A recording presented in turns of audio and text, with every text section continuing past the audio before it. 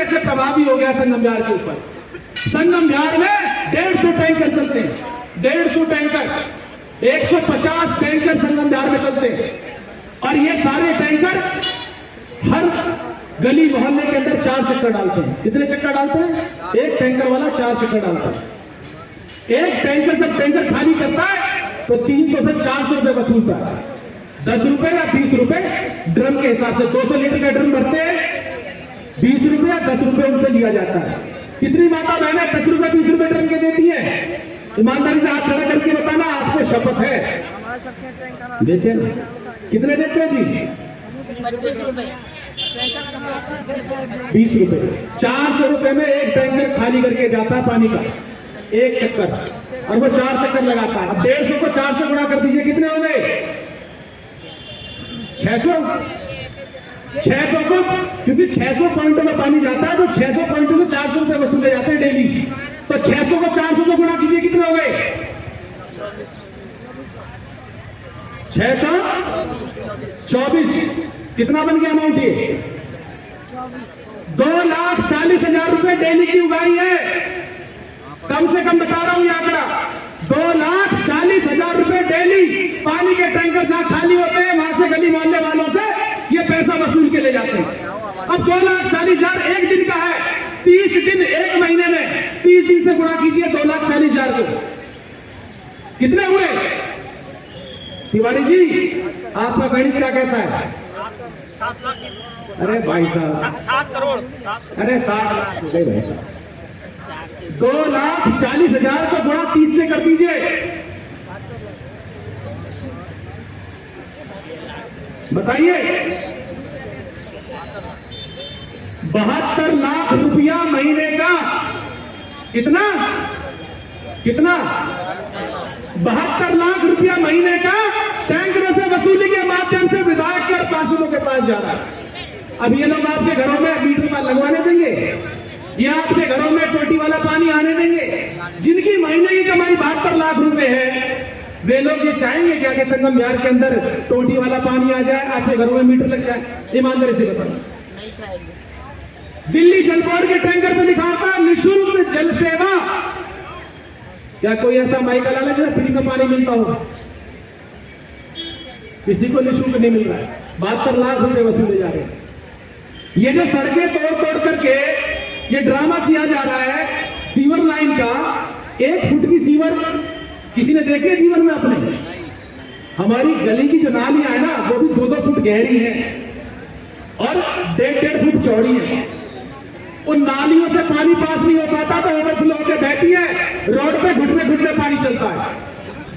हमारे बीच में हमारे सांसद जी आ गए। माता जी बहनों, आपसे मेरा निवेदन है 5 मिनट का संयम और बरत लो, बस 5 मिनट में वो हमारे बीच में रतिया मार्ग पे पहुंचे। लेकिन मैं इस रतिया मार्ग की कहानी बयान कर रहा हूं क्योंकि वो जान में बसे हुए। अगर वो बीमार हो तो मेरे ख्याल से कोई व्यक्ति जिंदा नहीं आ सकता, ना जा सकता। ये शर्म की बात है कि नहीं है? पानी बरस जाए संगम बिहार के अंदर, हम बच्चों को घर से बाहर भेजने के लिए क्या कहते हैं? भैया रहने दो, मत जाना, बाहर नहीं निकल पाओगे। 2-2, 3-3, 4-4 घंटे हम घर से लेके घर तक पहुंचने में लग जाते हैं।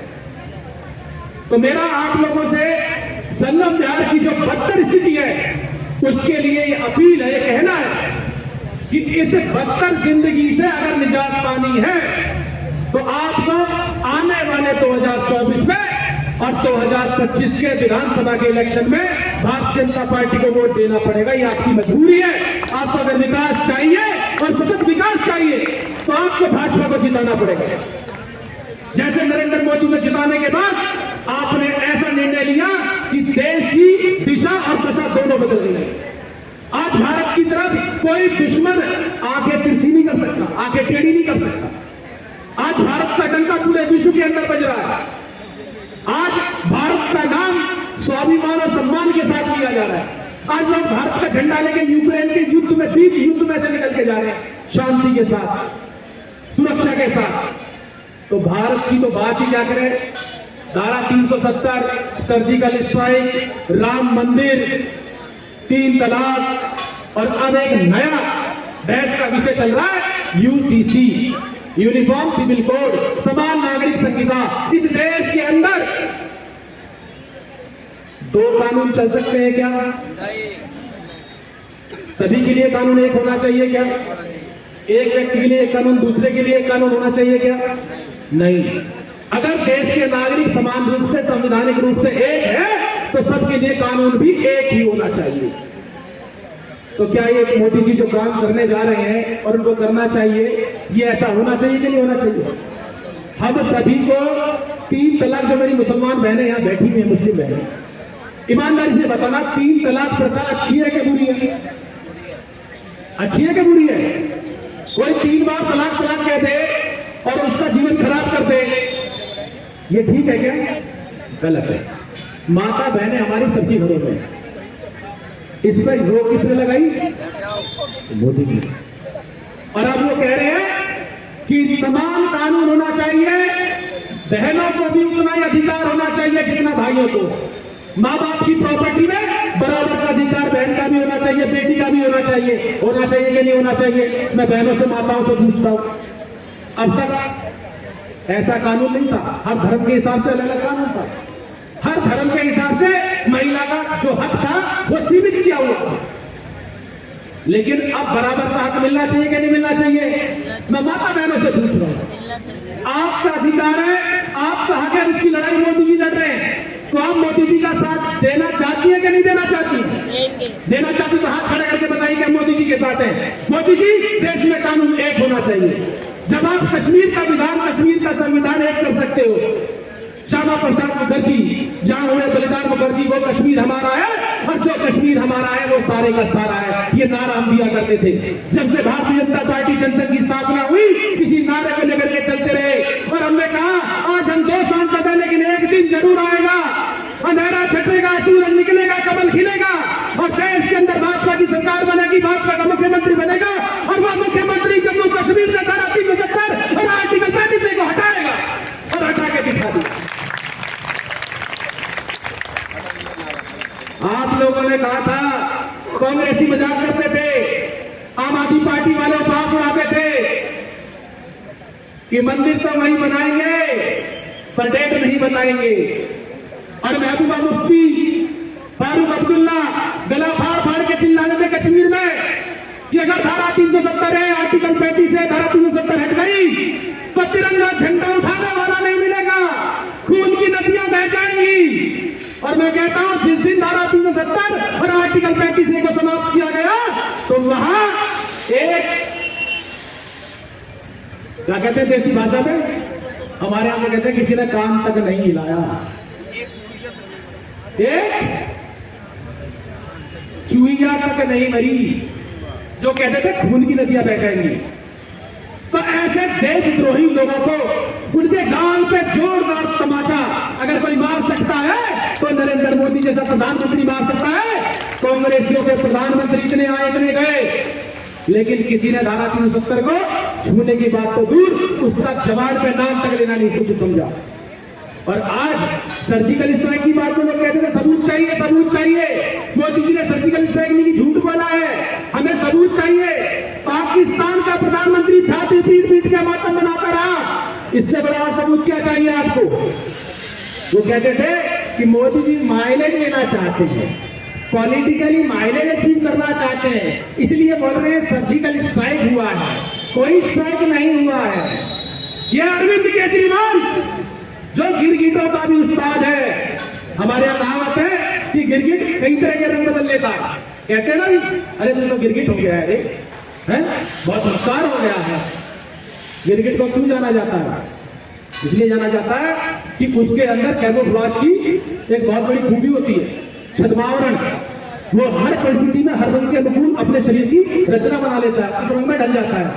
लेकिन गिरगिट भी शर्मा जाए, गिरगिट को भी पसीना आ जाए, ऐसा उसका उस्ताद मानव रूप में जिसने अवतार लिया है, इसका नाम है केजरीवाल। क्या नाम है उसका? बोलता क्या है, करता क्या है? बोलता क्या है, करता क्या है, लोगों को सुनाता क्या है, दिखाता क्या है?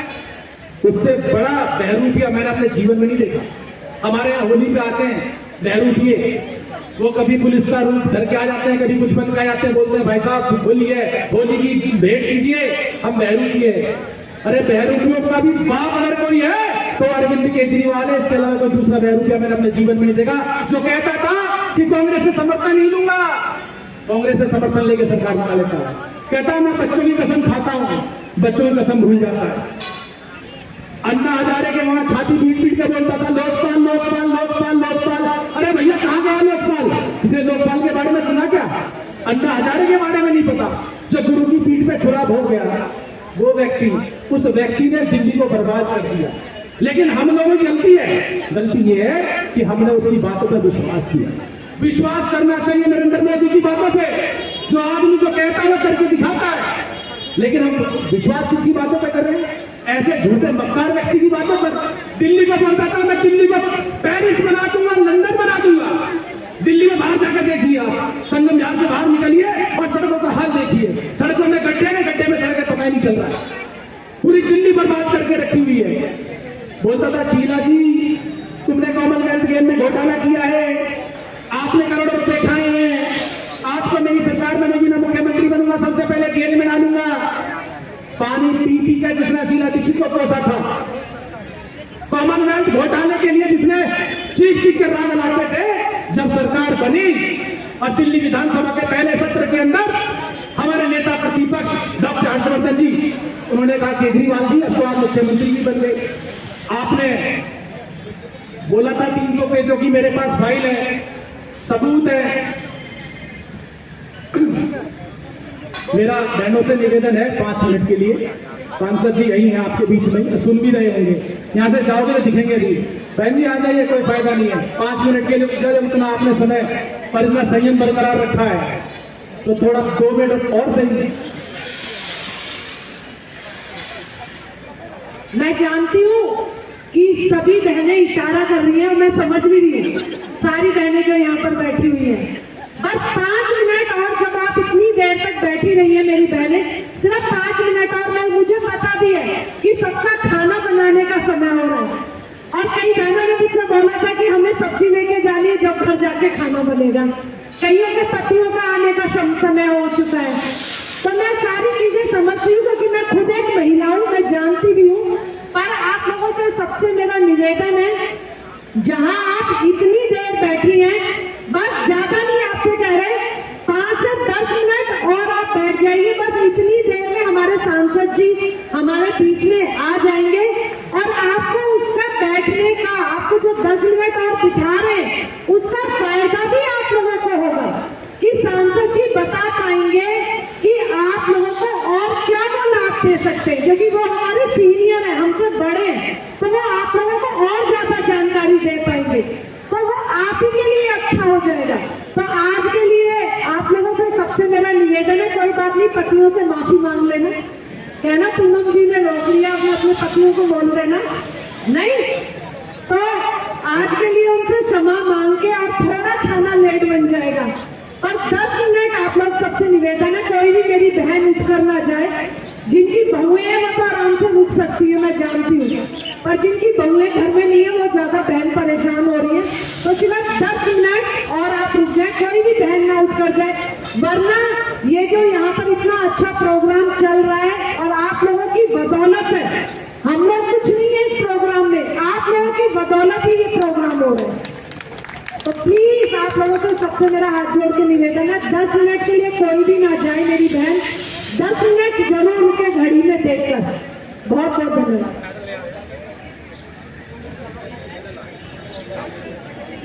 हमारे सांसद जी ने जो अभी हमें खबर मिली है, पीछे से फोन भी मैंने करवा दिया था कि एक बार आप पहले मंच छोड़ो, इसीलिए मैं आई थी उठ के। मैंने कहा बरान जी मंच छोड़ो, मंच मैं संभाल लूंगी, आप फोन करो पहले सांसद जी को। तो सांसद जी ने अपनी गाड़ी छोड़ दी है, क्योंकि आप लोगों को सबको पता है, अभी जैसा ये बता रहे थे संगम विहार में जाम की क्या व्यवस्था है, जाम की वजह से उनकी गाड़ी नहीं आ पा रही थी और उन्होंने अपनी गाड़ी को साइड में लगवा दिया है और खुद पैदल चलकर अब यहाँ तक आ रहे हैं। तो बस जितना पैदल चलकर आने में समय लगेगा आप लोगों के बीच में, बस उतना ही समय है। हमारे मिश्रा जी सारा कर रहे हैं आगे। हमारे बीच में हमारे लोकप्रिय सांसद जिनकी प्रतीक्षा में हम लोग यहाँ प्रतीक्षारत थे, पूनम जी ने बताया कि महेश जी ने इशारा कर दिया, वे आ गए हैं और पैदल आए हैं गाड़ी छोड़ करके। तो संगम विहार की दुर्गति में बता रहा था, और उसका प्रत्यक्ष प्रमाण है ये कि हमारे बीच में हमारे सांसद जी आ रहे हैं और संगम विहार की स्थिति यह है कि मैं गाड़ी छोड़ के आना पड़ रहा है। तो मैं कह रहा था, अब मैं ज्यादा लंबी बात नहीं करूंगा, सांसद जी हमारे बीच में पहुंचने वाले हैं।